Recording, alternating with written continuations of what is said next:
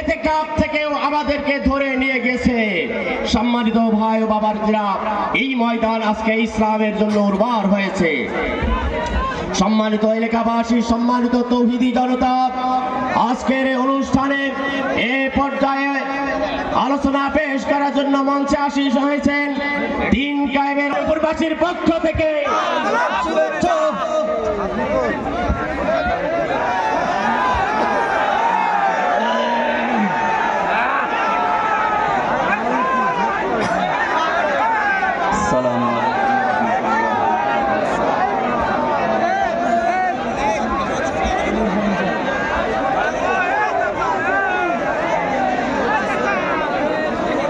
আলহামদুলিল্লাহি রাব্বিল মাশরিকাইন ওয়া রাব্বিল মাগরিবাইন আল্লাযী খালাকা কুল্লা শাইইন যাওজাইন ওয়া আওজাবা আলাইনাল ইহসানা বিল ওয়ালিদাইন ওয়া নাশহাদু আন লা ইলাহা ইল্লাল্লাহু ওয়াহদাহু লা শারীকা লাহু ওয়া আশহাদু আন্না মুহাম্মাদান আবদুহু ওয়া রাসূলুহু সাইয়্যিদুল কাওনাইন সাল্লাল্লাহু আলাইহি ওয়া আলা আলিহি ওয়া সাহবিহি ওয়া তাবাইহি আজমাইন লাইলা ওয়া নাহারান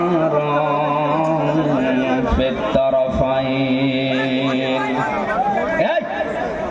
ঠিক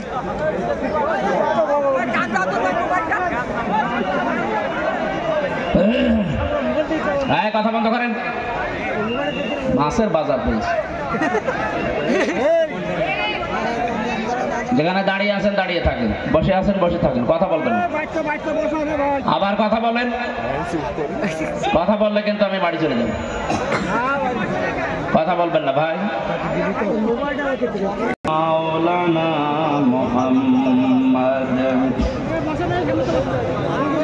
ওয়ালি সাইয়্যিদিনা মাওলানা মুহাম্মদ। আলহামদুলিল্লাহ।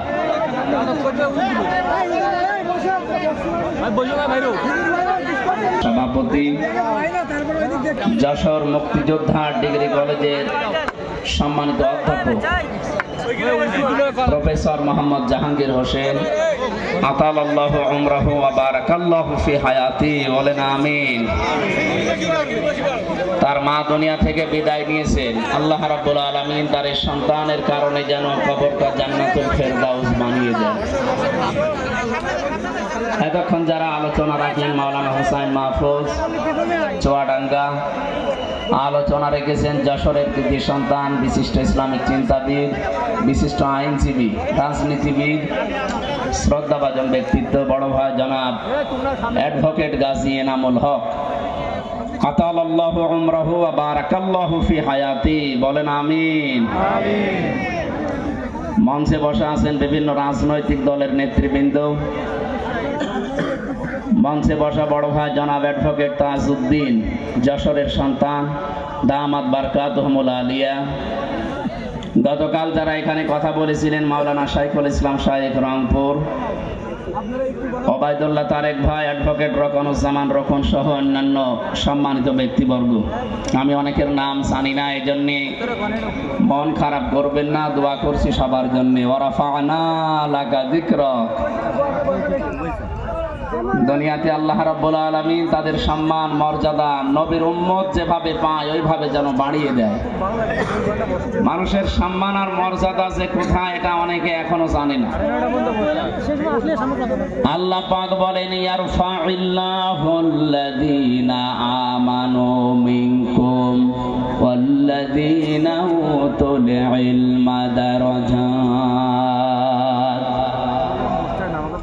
সূরা মুজাদালার 11 নম্বর আয়াতের মাঝের অংশে আল্লাহ জানিয়েছেন ইয়ারফা, এটা মজারে, বর্তমান ভবিষ্যৎ, প্রেজেন্ট ফিউচার।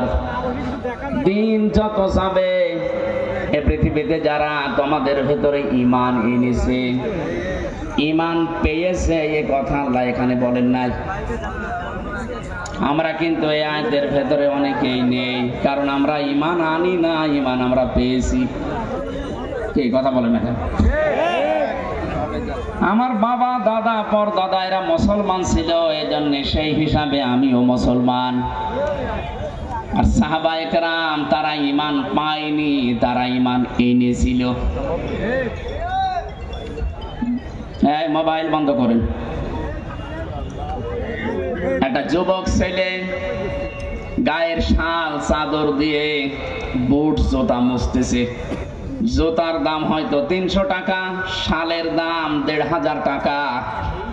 লোকজন জিজ্ঞাসা করছে, কি গো জুতার দাম যা, এরকম 5 জোড়া জুতা বিক্রি করলে শাল হবে না? এত দামি শাল দিয়ে জুতা মুছতেছো কারণ কি? ছেলেটা বলে, বহু কষ্ট করে জুতা আমার টাকা দিয়ে কিনেছি, আর এই শালটা আমার বাবা আমারে দিয়েছে। বাবা এত টাকা দিয়ে শাল দিয়েছে, শালের কোনো মূল্য নেই, ওটা দিয়ে জুতা মুছতেছে। নিজে কষ্ট করে জুতা কিনেছিল, এই জন্য জুতার দাম ওর কাছে বেশি। সাহাবায়ে কেরাম যেহেতু তারা কষ্ট করে ঈমান এনেছিল, এই জন্য তাদের কাছে ঈমান জীবনের চাইতেও দামি। খুব ভালো করে শুনবেন, কোন মানুষের কাছে যদি সত্যি ঈমান দামি হয়ে যায়, তার ঈমানটাকে ঠিক রাখার জন্য সে সবচাইতে বেশি সতর্ক থাকবে শিরক থেকে। কোরআনে কারীম জানাচ্ছে, ওয়ালাকাদ উহিয়া ইলাইকা ওয়া ইলাল্লাযীনা মিন ক্বাবলিকা লাইন আশরাকতা লা ইয়াহবাতান্না আমালুকা ওয়া লা তাকুনান্না মিনাল খাসিরিন। সূরা জুমারের 65 নাম্বার আয়াত, 24 নাম্বার পারার 4 নাম্বার পৃষ্ঠার 12 নাম্বার লাইনে আছে। এটা তাফসিরে ফি জিলালিল কোরআন থেকে বলছি। আল্লাহ পাক বলেন, হে নবী, আপনাকে এবং আপনার পূর্বে যত নবী আমি পাঠিয়েছিলাম, প্রতিটি নবীকে আমি এই ওহী নাজিল করে জানিয়েছি। গুরুত্বপূর্ণ বিষয় বলছি, সবসময় কথা বলা ঠিক না। কথা বলেন, একটু পরে বলেন। এখন আসল বিষয়টা আমি ডেলিভারি দিচ্ছি। আমরা যে ঈমান এনেছি না ঈমান পেয়েছি? আমরা তো ঈমান পেয়েছি। যারা ঈমান এনেছিল তাদেরকে একটু শোনেন। ছাতা মাথা সব খুলে রাখে, গরম লেগে যাচ্ছে।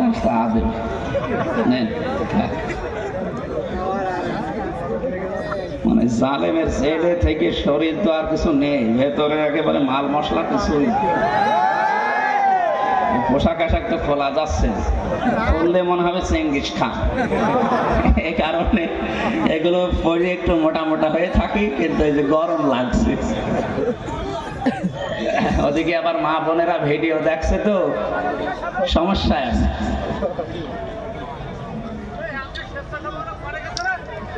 আমার ভাইরা, ওয়ালাকাদ উহিয়া ইলাইকা, অবশ্যই আমি ওহী নাযিল করেছি হে নবী আপনার প্রতি, ওয়া ইলাল্লাযীনা মিন ক্বাবলিকা, এবং আপনার পূর্বে যত নবী রাসূল এই দুনিয়াতে পাঠিয়েছি প্রত্যেকের প্রতি এই ওহী ছিল।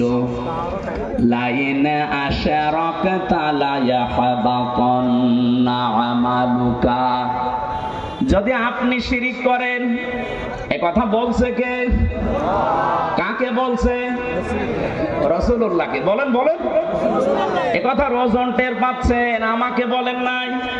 আল্লাহ পাক বলেন, হে নবী, লাইন আশরাকতা, আপনি যদি শিরিক করেন।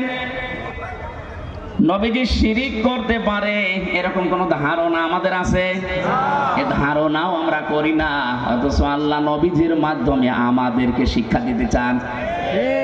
লাইন আশরাকতা, যদি শিরিক করেন আপনি, লা ইয়াহবাতান্না আমালুকা, লামে তাকিদ নুনে সাকিলা, আল্লাহ গ্যারান্টি দিয়ে জানিয়েছেন, হ্যাঁ নবী আপনার আমলও আমি কিন্তু রাখবো না, নষ্ট করে দেব। এতটুকু আল্লাহ শেষ করেননি, ওয়ালা তাকুনান্না মিনাল খাসিরিন, এইটাও লামে তাকিদ নুনে সাকিলা। আল্লাহ যদি গ্যারান্টি দেয় এটা আলতো ফালতো না, এর ভেতরে অনেক ওজন আছে আল্লাহর কথায়। আল্লাহ বলেন শুধু আপনার আমল আমি নষ্ট করে দেব তা না, আমি আল্লাহ গ্যারান্টি দিয়ে বলছি আপনি ক্ষতিগ্রস্ত হয়ে যাবেন। যেটা থাকলে ইমানও থাকে না তার নাম শিরিক। তার নাম কি? এই শিরিক থেকে যদি আপনি না বাঁচতে পারেন, যদিও নবীজিকে আল্লাহ উদ্দেশ্য করেছেন কা দিয়ে, কিন্তু এটা কিয়ামত পর্যন্ত যারা আমরা আসবো সবার জন্য প্রযোজ্য। যাই করেন তাই করেন, শিরিক করবেন না। শিরিক করলে আপনার পেছনের আমল একটাও আল্লাহ রাখবে না, আর আপনি মাস্ট বি ক্ষতিগ্রস্ত হয়ে যাবেন। আমার এই চর্মচক দিয়ে কোরআনে কারীম যতটুকু পড়েছি, বুঝেছি, অনুধাবন করেছি, আমি বাংলাদেশের সাথে মিলিয়ে দেখলাম এদেশে প্রকাশ্য অপ্রকাশ্য মিলে প্রায় ৪৪টার উপরে শিরিক চলছে। আমি এক কথায় জবাব দিচ্ছি, সবগুলো বলতে গেলে আমার আয়াতে যাওয়া হবে না, এজন্য আমি মেন কথাটা বলছি। আল্লাহ যেটা পারে ওইটা অন্য কেউ পারে, এই বিশ্বাস করার নাম শিরিক। এই কথা বলেন না কেন? এবার আসেন তো বাংলাদেশের সাথে মিলাই। এদেশে বহু মানুষ এমন আছে আল্লাহ যেটা পারে এটা অন্য কেউ পারে বিশ্বাস করে, করে না? আন্নাল কুওয়াতা লিল্লাহি জামিআ, সূরা বাকারার আয়াত 2 নাম্বার পারার 4 নাম্বার পৃষ্ঠার 3 নাম্বার লাইনে আছে, মাঝের অংশে আছে আন্নাল কুওয়াতা লিল্লাহি জামিআ। সব ক্ষমতার উৎস কে? আরো জোরে। অন্য দলে যারা আছেন, অন্য মতে যারা আছেন, আমি আপনাকে চিনি না, নামও জানি না, তারপরও বাঁচার জন্য বলছি। বাংলাদেশে বহু দলের লোক আছে এখনো বিশ্বাস করে ক্ষমতার উৎস জনগণ। এটা এই আয়াত অনুযায়ী শিরিক। শিরিক যারা করবে তারা মুশরিক। এই কথা বলছেন না কেন? মুশরিক যারা তাদের জন্য জাহান্নাম ওয়াজিব, জান্নাত হারাম। এটা তো আমি বানালাম। ইন্নাহু মাইয়ুশরিক বিল্লাহি ফাকাদ হারামাল্লাহু আলাইহিল জান্নাহ। আরো জোরে বলে বিশ্বাস করার নাম শিরিক যারা করে তারা। আরো জোরে বলেন মুশরিক মারা গেলেই বিনা হিসাবে বিনা বিচারে যাবে জাহান্নামে। জান্নাত হারাম, জাহান্নাম ওয়াজিব। আল্লাহ যদি এতটুকু শেষ করে দিতেন আয়াত আমি পড়তাম না, পরেরটা আরো কঠিন। ওমালিজ যালিমিনা মিন আনসার। কারণ শিরিক যারা করে এরা যেহেতু আল্লাহর সাথে জুলুম করে, ইন্নাশ শিরকা লা যুলমুন আযীম, সবচাইতে বড় জুলুম আল্লাহর সাথে শিরিক করা। এই জুলুম যারা করবে তারা মরণের পর থেকে আল্লাহর সাহায্য থেকে বঞ্চিত। কেউ সাহায্য করলেও আল্লাহ কবুল করবেন না। যেহেতু আমাদের দেশে ৯৬% মুসলমান, এ দেশের জন্য শুধু এইটা না, এটা রেকর্ড হচ্ছে। আমার এই আলোচনাগুলো বাংলাদেশের চাইতে বেশি চলে ভারতের, কলকাতার, আসামে। আমি এই 2 রাজ্যে যত জায়গায় গেছি দেখি 4 দোকানে বসে বসে শুনতেছে। এই জন্য ওদেরকেও সতর্ক করছি, কারণ ওরা আমার আল্লাহর বান্দা। ওরা বুঝে হোক না বুঝে হোক শিরিক করে জাহান্নামে যাবে। খুব সাবধান। বাংলাদেশে অনেক মানুষ এমন আছে আমি দেখতে পাচ্ছি এই কথা এখনো বিশ্বাস করেন যে ক্ষমতার উৎস জনগণ। এক্ষুনি বিশ্বাস পাল্টাতে হবে। কি কথা বলেন না কেন? আপনি যদি কিছু নিয়ে যেতে না পারেন, রাত 10টা 10:30 পর্যন্ত জেগে আছেন কোন কারণে? আপনি কি লোভ দেখাতে এসেছেন যে আমার মতো চেহারার কারণে যে দেখে যান? আপনার চাইতে বহু সুন্দরী মানুষ এখনো পর্যন্ত কবরে পড়ে আছে। এনা চেহারা দেখার জন্য আমার আপনার কেউ আসে না, এসেছি কিছু নেওয়ার জন্য। আরে বিশাল আয়োজনে লক্ষ লক্ষ টাকা খরচ, 5টা মানুষ যদি শিরিক থেকে বাঁচতেই না পারে ছাতা দিয়ে লাভ কি? কথা বলে না কেন? আমি সহ যাদের এই বিশ্বাস এখনো আছে যে না ক্ষমতায় জনগণ দিতে পারে, এটা এখনই পাল্টাতে হবে। এইটাই বাংলাদেশ জামাতি ইসলামী মানত না, এজন্য তাদের নিবন্ধন পর্যন্ত বাতিল করে দিয়েছিল জালেমরা। তারা বলেছিল না ক্ষমতার উৎস আল্লাহ, কুলিল্লাহুম্মা মালিকাল মুলকি তুতিল মুলকা মান তাশা। ক্ষমতার মালিক কে? আর জোরে বলেন। আমি একটা মাত্র টাচ দিলাম, এরকম 44টা আমার এই ছোট নজরে দেখতে পাচ্ছি এই বাংলাদেশে। সুতরাং যাদের এই বিশ্বাসে আছেন, আপনি নামাজ পড়তে পারেন, রোজা রাখতে পারেন, মুসলমান দাবি করতে পারেন, কিন্তু আপনি মুশরিক। প্রশ্ন আসতে পারে নামাজ পড়ে আবার মুশরিক হয়, রোজা রেখে হজ করে কাবা শরীফ ঘুরে আসলাম তারপরও আমি মুশরিক। আরে ভাই, আপনি শুধু কাবা ঘর ঘুরে এসেছেন, আর আবু জেহেল ছিল কাবার সভাপতি, কাবা ঘরের সভাপতি ছিল। ওকে মুশরিক, ওকে। আপনি যদি বলেন ওকে আমার মতো আল্লাহ একজন আসে বিশ্বাস করতো মানে কোরআনে কারীম জানিয়েছে ওয়ালা ইন সালতাহুম মান খালাকাস সামাওয়াতি ওয়াল আরদা লা ইয়াকুলুনাল্লাহ।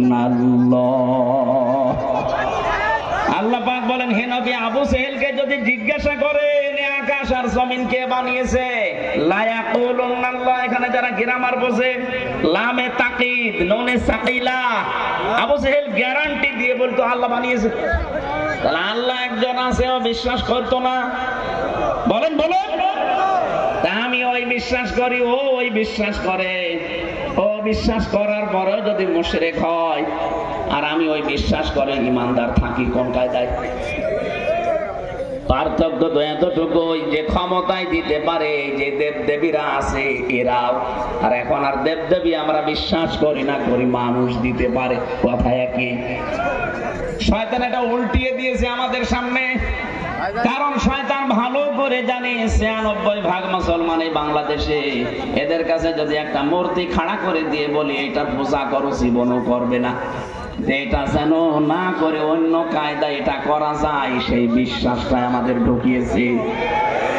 এজন্য আমি সহ যারা এই বিশ্বাসে আছি, বিশ্বাস পাল্টাবেন কিনা বলেন? যদি না পাল্টাতে চান আমি ওয়াজ করব না, বেকার। আমি সেই কুষ্টিয়া থেকে আসলাম, এদেশে বহু মানুষ আমি জানি এখানেও বসে আছেন যারা এখনো বিশ্বাস করেন ক্ষমতায় দিতে পারে জনগণ। না, বিশ্বাস যারা করেন এক্ষুনি বিশ্বাস ভেঙে চোরমার করে ফেলেন। মজবুত বিশ্বাস আজকে নিয়ে যাওয়া লাগবে, দুনিয়া একদিকে যাক। আমি এইটা বিশ্বাস করি ক্ষমতায় দিতে পারে কে, এ বিশ্বাস আমরা করি না। হালকা পাতলা যাদের একটু এদিক ওদিক ছিল যেন ঠিক হয়ে যান, নয়তো আপনি মারা গেলে কবরে দেব, জানাজা দেব, সব বেকার হবে। কি আমি যে কথা বলতে চাচ্ছিলাম এতক্ষণ পর্যন্ত, ঈমান অন্তত যারা আমরা এনে ফেলেছি, আমাদের ঈমান যেন নষ্ট হয়ে না যায়। ঈমান নষ্ট হয় প্রথম কারণ কি? শিরক। বলেন বলেন, আরো জোরে বলেন। এবার আমি আরেকবার বলছি, শেষ বলা, আল্লাহ যেটা পারে ওইটা অন্য কেউ পারে, এই বিশ্বাস করার নাম শিরক। যারা করে তারা একটা বললাম এই বিশ্বাস নিয়ে বহু মহিলা বসে আছে প্যান্ডেলে, ওরা এখনো পর্যন্ত বিশ্বাস করে সন্তান দিতে পারে কোন পীর সাহেব বাবা, করে না? আপনারাও এখনই পাল্টাবেন। কিয়ামত পর্যন্ত যদি আপনি হায়াত পান, সন্তান না হয়, মনে করবেন আল্লাহ দিচ্ছে না, কারণ এটা দেওয়ার একচ্ছত্র মালিকানা আল্লাহর। লিল্লাহি মুলকুস সামাওয়াতি ওয়াল আরদ ইয়াখলুকু মা ইয়াশা ইয়াহাবু লিমান ইয়াশাউ ইনাসা ওয়া ইয়াহাবু লিমান ইয়াশাউ যুকুর। সূরা শুরার 50 নম্বরে আয়াত অনুযায়ী প্রমাণ হয় আসমান জমিনের মুলকিয়াতের মালিক, রাজত্বের মালিক আল্লাহ। যাকে ইচ্ছা তাকে সন্তান দান করে, মেয়ে দেয়, ছেলে দেয়। যাকে ইচ্ছা আল্লাহ কিছু দেয় না, বন্ধা করে রাখে। সবকিছু ক্ষমতার মালিককে। সুতরাং কোন মহিলা যেন কোন সন্তানের জন্য কোন দরগায়, কোন দুর্গায়, কোন মাজারে পীর সাহেব জিন্দা হোক আর মরা হোক জীবন আর যাবেন না। ছেলে মেয়ে না হয় না হোক, আপনি শিরিক করতে পারেন না। কথা বলেন না কেন? এই যে 44টা বলছিলাম, এটা 2 নাম্বার গেল। 3 নাম্বারটা বলছি, আমি সবগুলো না বললে অন্তত টাচ দেই। কোরআনে কারিমে সূরা আরাফ 154 নাম্বার আয়াত শেষের দিকে আছে। আল্লাহ পাক বলেন আলা লাহুল খালকু ওয়াল আমর।